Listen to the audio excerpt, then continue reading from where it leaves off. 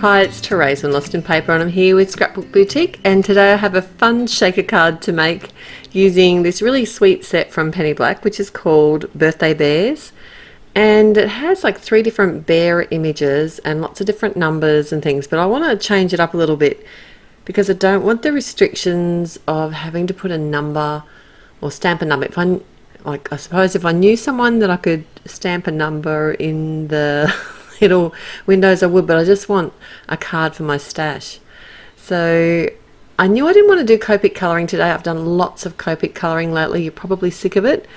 So I'm using some archival jet black ink, and what I did instead of actually stamping out the numbers is I've chosen a 2-word sentiment from the Snippets set, which says wish big, and I've just done some really lazy masking with some post-it notes and stamped out the image or the words on the little signs that the bear's holding.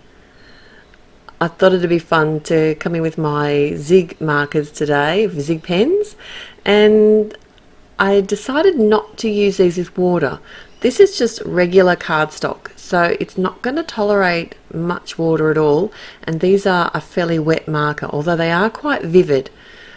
I've chosen 2 different colours, like a darker colour and then a lighter colour, and then I'm actually using the pens to blend as I'm colouring.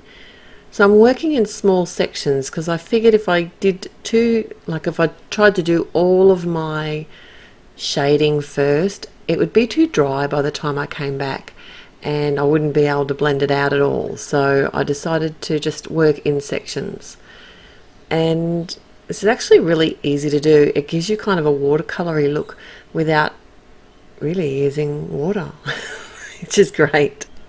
So I'm adding the 2 tones of grass as well, using the lighter colours because I know I'm not going to be able to blend them out, so there's no point using the brighter colours and trying to tone them down.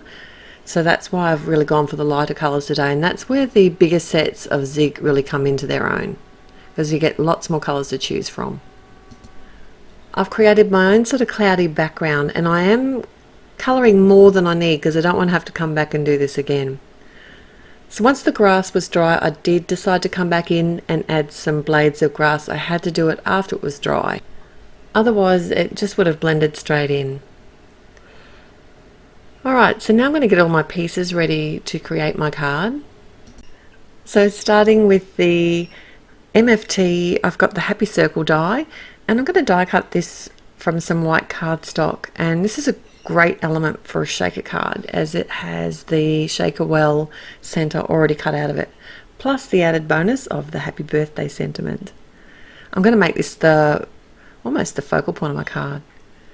I've also got some MFT graphic grid design paper, and I'm just going to choose, I think it's the light blue one. There's heaps of colors in this paper pad, and I'm going to cut that down to the size of my card front, and also die cut a 2-inch circle from the center of that, which fits perfectly with the happy birthday die.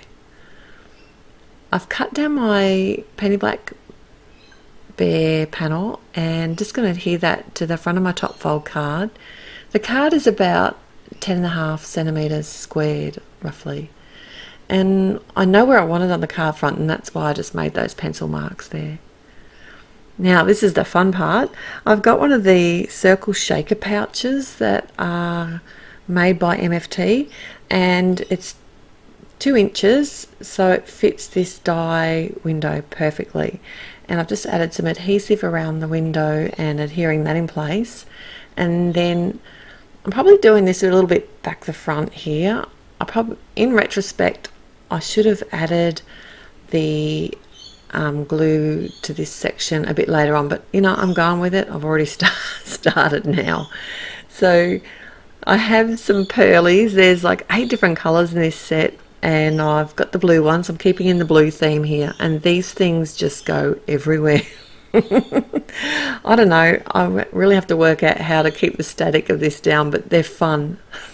fun. It's fun chasing them, but yeah, they look like they're a lot of fun too. And they've got all these bright. It's the whole color of it's all the rainbow colors, and there's so many different kinds that you can get.